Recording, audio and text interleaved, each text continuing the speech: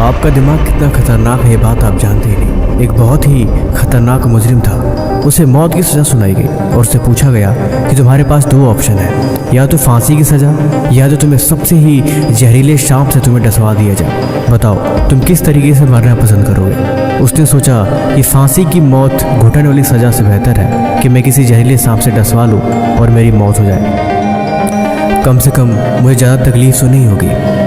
उसे मारने की पूरी तैयारी करी गई। उसे बताया गया कि तुम्हें पता है, तुम्हें इस दुनिया के सबसे खतरनाक सांप से आज तुम्हें डसवाने वाले हैं, जिसके बाद तुम्हारी मौत हो जाएगी। उसके मुंह पे काला कपड़ा ढक दिया गया और अंधेरी कोठरी में उसे बंद कर दिया गया। ठीक आधे घंटे तक वो इंतज़ार करता रहा। उसका मन हर एक चीज़ के बारे में कल्पना कर रहा था कि सांप काटने के बाद कैसे उसकी तड़प होगी और वो कैसे मरेगा। लेकिन एक मज़ेदार बात पता है क्या थी? दरअसल वो वैज्ञानिकों के लैब में था, उसके ऊपर शोध चल रहे थे। उसे किसी जहरीले सांप से डसवाने की बजाय उसे दो नुकीले धारदार पिन चुभो दिए गए, जो सांप के नुकीले दांतों के समान तीखे थे। उनमें कोई भी जहर नहीं था। लेकिन हैरानी की बात तब हुई कि ठीक थोड़ी देर बाद वो आदमी की मौत हो गई। उसके पोस्टमार्टम में पता चला कि उसके पूरे शरीर में वैसे ही जहर फैल चुका है जैसे किसी सांप के काटने के मरने के बाद उसके शरीर में जहर फैलता है। आपका दिमाग बहुत खतरनाक है। इसे इमेजिनेशन और रियलिटी में कोई फ़र्क समझ नहीं आता। आप इसको जैसी बातें बताते हो, जैसी चीज़ें दिखाते हो, जैसी चीज़ सुनाते हो, ये वैसा ही ऑब्जर्व करके आपके साथ इम्प्लीमेंट कर देता है। आप दिन भर खुद को बोलते रहो कि आप बड़े कमज़ोर हो, नकारे हो, आप पढ़ने में बहुत कमज़ोर हो, आपको कोई चीज़ समझ नहीं आ रही।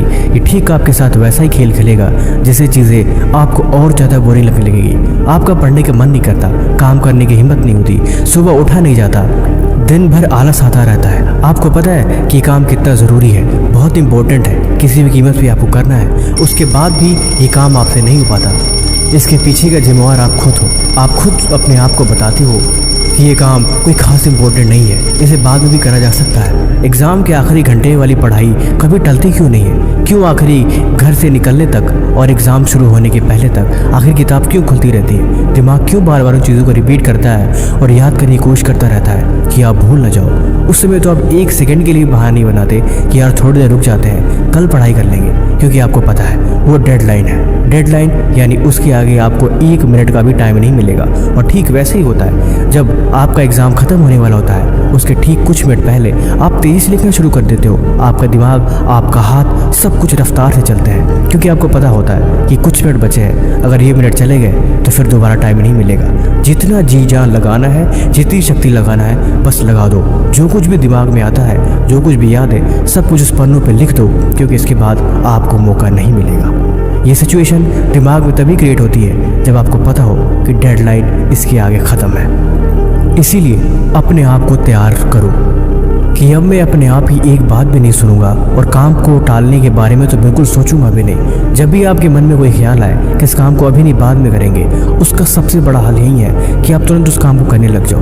दिमाग को अपने आप के ऊपर हावी होने देने से पहले आप उस काम को करना शुरू कर दो। आप खुद देखोगे मात्र 5 सेकंड के अंदर वो चीज़ें आप इम्प्लीमेंट कर पाओगे। सुबह उठा नहीं जाता, आँख खुली, बस महसूस हुआ कि आप उठ चुके हो। 3 सेकंड के अंदर ही आप बिस्तर से उठ जाओ, खड़े हो जाओ। अगर 3 सेकंड से देरी हुई तो पक्का आलस आपके ऊपर हावी हो जाएगा और आप फिर से हार जाओगे। इसीलिए बेहतर नहीं है ये 3 सेकंड का फार्मूला मैंने पहले भी आपको कई बार समझाया हुआ है। इसीलिए 3 सेकंड से ज़्यादा देरी नहीं होनी चाहिए। कोई भी काम करना हो, कुछ ज़रूरी हो, बस ये फार्मूला लगा दो। 3 सेकंड से देरी ना हो, तुरंत झटपट उस काम को उठ के कर लो। इसी में आपकी चतुराई है। अब मेरी बातों को ध्यान से सुनो। मुझे पता है एग्ज़ाम आने वाले हैं, कुछ महीनों बाद आपके एग्ज़ाम शुरू है, इसीलिए तैयारी शुरू कर देना ही बेहतर होगा। देर करोगे तो नुकसान आपका ही होगा, इसमें कोई और भागीदार हो ही नहीं सकता। इसलिए बेहतर यही है कि तैयारी करी जाए। सबसे पहली बात, टाइम टेबल बनाओ। हाँ, मुझे पता है कि टाइम टेबल बनाना और बात है, लेकिन फॉलो नहीं हो पाता, लेकिन फिर भी आप बनाओ। दिमाग को ये बात बताओ कि आप उसके लिए सीरियस हो चुके हो और अब आप एक्टिव मोड में हो। किसी भी कीमत पे अब आप हारना नहीं चाहते। और उस टाइम टेबल के ऊपर लिखो एक बार में सिर्फ एक काम और एक ही सब्जेक्ट। यानी बहुत सी चीज़ों के बारे में जब आप पढ़ने बैठोगे तो नहीं सोचोगे। जो भी सब्जेक्ट आप चूज़ करोगे वो सिर्फ एक बार में एक ही होगा और आप उस पर ही ध्यान दोगे और उस पर ही पूरी फोकस के साथ कंसंट्रेट करोगे। ये आपका पहला रूल होना चाहिए कि उसके अलावा आप किसी भी चीज़ के बारे में ना दिमाग में ख्याल लाओगे और ना ही विचार करोगे। कोई और सब्जेक्ट छूट रहा है, छूटने दो। कुछ और बातें आ रही हैं, उसे भुला दो। बस उस पर ही ध्यान लगाना है। अगर एक दो बार ध्यान भटक जाए तो फिर से ध्यान को उसी जगह लेके आओगे और अपने आप से बोलो कि सिर्फ मैं एक ही चैप्टर पढ़ूंगा और जब तक ये पूरा ना हो जाए तब तक किसी और चीज़ के बारे में आज नहीं सोचने वाला। नंबर 2, पानी और एक्सरसाइज। ये दोनों चीज़ें ज़रूरी है, इसीलिए इनकी कमी तो किसी भी कीमत पे नहीं होने देनी चाहिए। पानी आप कोशिश करो कि भरपूर मात्रा में पियो, खासकर पढ़ते टाइम, रिकॉल करते टाइम और चीज़ों को याद करते टाइम, क्योंकि जब आप पानी पियोगे तो बॉडी में डिहाइड्रेशन नहीं होगी। आप चीज़ों को बेहतर तरीके से रिकॉल कर पाओगे और आपका ब्रेन प्रॉपर उस चीज़ को याद रख पाएगा। एक्सरसाइज ये आपको हर दिन करनी है। अगर आप दौड़ नहीं सकते तो घर पे ही आप जंपिंग कर सकते हो, एक्सरसाइज कर सकते हो, स्ट्रेचिंग कर सकते हो। ये आपके मसल को स्ट्रेच करने के साथ आपको मेंटली भी फिट रखेगा। देखो, थोड़ी बहुत एक्सरसाइज कर लेने से दिमाग आपका एक्टिव हो जाता है, आप एनर्जी मोड में चले जाते हो, आपका पढ़ने का मन नहीं कर रहा। थोड़ी सी पुशअप करने के बाद थोड़ी स्ट्रेचिंग करो और दिमाग को एक्टिव रखो। बताओ दिमाग को कि अब आप पूरी तरीके से तैयार हो चुके हो और अब आप पढ़ने बैठोगे और आप इसमें पूरी तरीके से कंसंट्रेट करोगे। ढीला और आलसी बनकर तो कभी पढ़ने बैठो ही मत। पढ़ने तभी बैठो जब मूड पूरी तरीके से फ्रेश हो और जब आप पूरी एक्टिव मूड में हो। देखो, मैं ये नहीं कहता कि इसका बहाना बना के आप पढ़ने बैठो ही मत। अपने आप को तैयार कर लो। प्रिपेयर होना अच्छी बात है, क्योंकि जब आप प्रिपेयर रहते हो तो फिर चीज़ों को बेहतर तरीके से कर पाते हो। लापरवाही और अनमाने मन से किए गए काम से बेहतर है कि आप उसे सही ढंग और तरीके से करो। नंबर 3, कुछ भी छोड़ो मत। देखो, एग्ज़ाम है, यानी कि तुम्हारा इम्तिहान, वो किसी भी चैप्टर से कोई भी टॉपिक आ सकता है, इसलिए कुछ भी छोड़ो मत।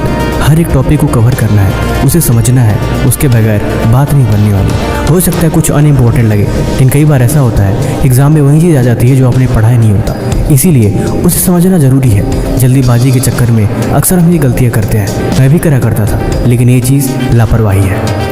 तुम चीज़ों को याद करने के बजाय सिर्फ समझने की कोशिश करो। उन चीज़ों को समझ लो और कोशिश करो कि हर दिन आप पढ़ो। एक दिन का भी गैप नहीं होना चाहिए, थोड़ा ही सही, लेकिन जब हर दिन किताब खोलते हो तो आपके दिमाग को लगता है कि कुछ तो है जो बहुत इंपॉर्टेंट है और उस पर आपको प्रायोरिटी देनी पड़ेगी। इसीलिए वो किसी भी कीमत पर आपको एक्टिव रखने की कोशिश करता है। अगर आप 1-2 दिन की गैप ही रख लेते हो तो मन में फिर से वही आलस आ जाता है कि यार चल बाद में कर लेंगे, थोड़ा रुक के कर लेंगे, अभी नहीं, अभी तो बहुत टाइम पड़ा है। लेकिन हकीकत में कोई टाइम नहीं पड़ा होता और ये बातें एग्ज़ाम के आखिरी हफ्ते तक आती हैं और अंत में फिर आप भागे भागे हर चीज़ की तैयारी करने लग जाते हो, पढ़ने की, समझने की, याद करने की, लेकिन कुछ भी नहीं ऐसा हो पाता और अंत में सब कुछ बेकार। देखो, ये चीज़ें मजाक नहीं होती, इन चीज़ों पे सीरियस होना पड़ता है और आप सीरियस हो, ये बात भी हर दिन खुद को याद दिलानी पड़ती है। इसके बगैर बात नहीं बनने वाली। इसीलिए जब एग्ज़ाम लेना ही है तो कोशिश करें कि इसमें पूरे जी जान लगा दिया जाए, हर तरीके से तैयारी करी जाए और जितना संभव हो सके खूब पढ़ा जाए, खूब चीज़ों को समझा जाए और अच्छे से उसकी प्रिपरेशन की जाए। बाकी ये वीडियो आपको कैसे लगी आप हमें कमेंट बॉक्स में जरूर बताना और किसी भी तरह का सवाल है तो आप अभी हमसे पूछ लें। तब तक मिलते हैं हम आपसे ऐसे और मज़ेदार वीडियो के साथ अगले दिन। धन्यवाद।